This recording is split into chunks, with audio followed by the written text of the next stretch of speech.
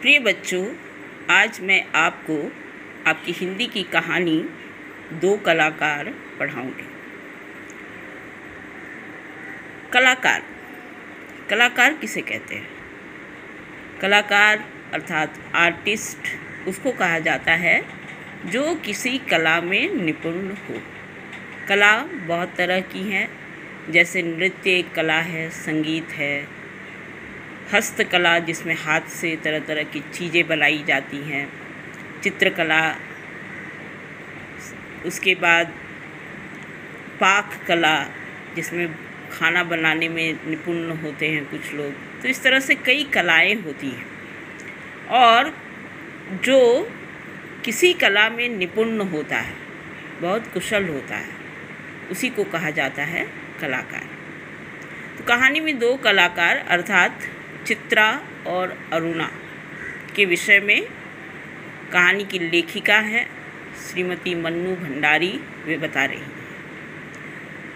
कहानी में क्या है, देखिए पंक्तियाँ। ए रूनी उठ, कहते हुए चादर खींचकर चित्रा ने सोती हुई अरुणा को झकझोर कर उठा दिया। अरे क्या है? आंखें मलते हुए तनिक खिजलाहट भरे स्वर में अरुणा ने पूछा।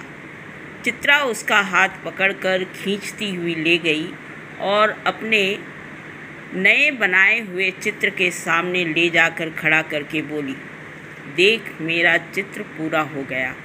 ओह, तो इसे दिखाने के लिए तूने मेरी नींद खराब कर दी।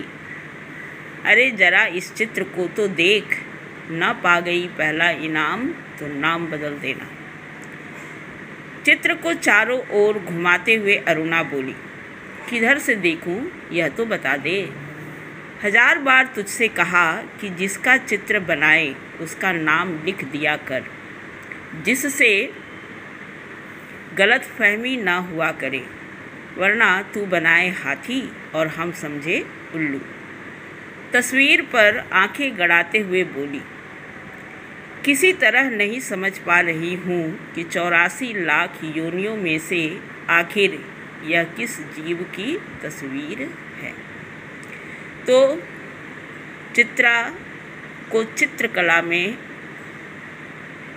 निपुणता हासिल थी, वो बहुत सुंदर चित्र बनाती थी और एक दिन वह एक चित्र बनाती है। चित्र बन जाने पर वह अरुणा को उठाती है चित्र दिखाने के लिए। वास्तव में ये दोनों सहेलियां हैं और कॉलेज में साथ पढ़ती हैं और साथ ही कॉलेज के हॉस्टल में रहती हैं। तो जब वह अरुणा को उठाती है और अरुणा से कहती है कि देखो मेरा चित्र, अरुणा चित्र को देखती है, पर अरुणा को चित्रकला में कुछ खास रुचि नहीं थी, इसलिए उसको समझ में नहीं आता है कि आखिर चित्रा ने किसका चित्र बनाया है।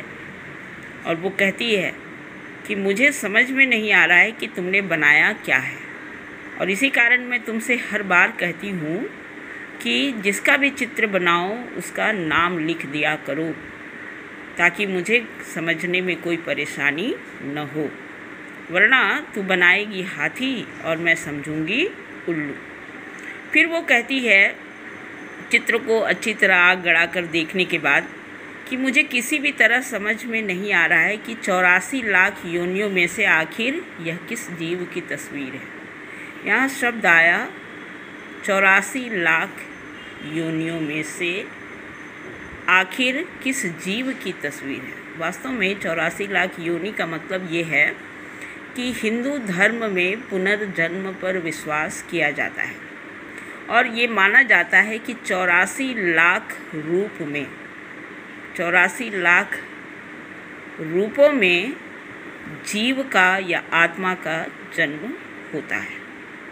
ठीक है, वो कहती है कि मैं समझ नहीं पा रही हूँ कि आखिर 84 लाख योनियों में से तुमने किस जीव की तस्वीर बनाई है।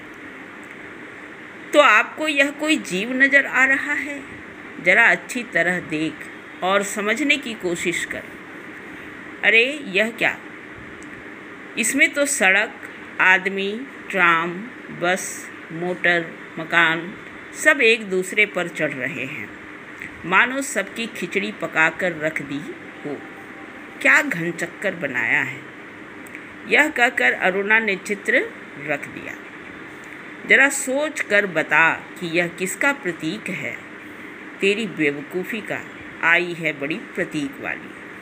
अरे जनाब, यह चित्र आज की दुनिया में कन्फ्यूज़न का प्रतीक है, समझी।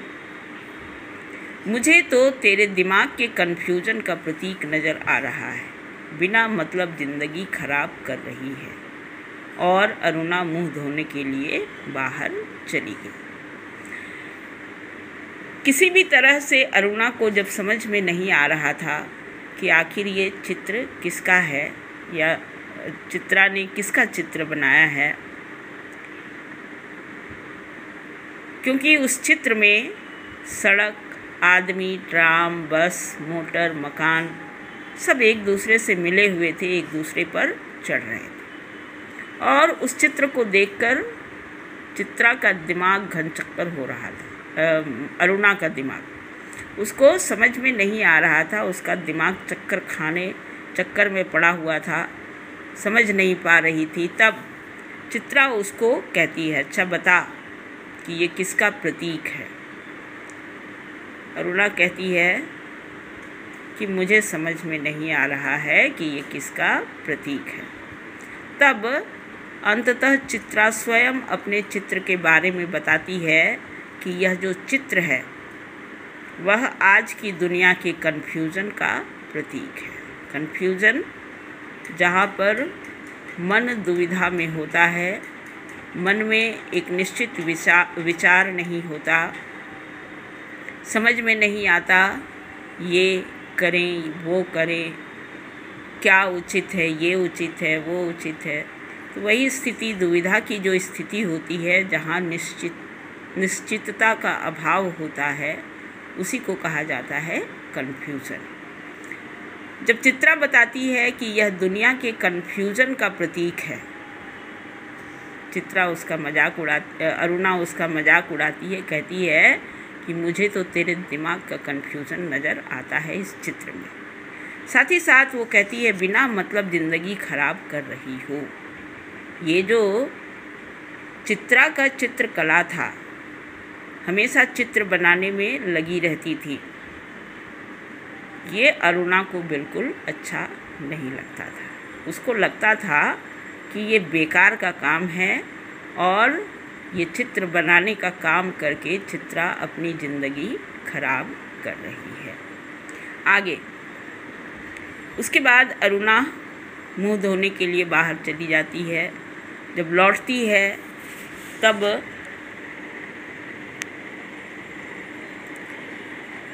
लौटी तो देखा 3-4 बच्चे उसके कमरे के दरवाजे पर खड़े उसकी प्रतीक्षा कर रहे हैं।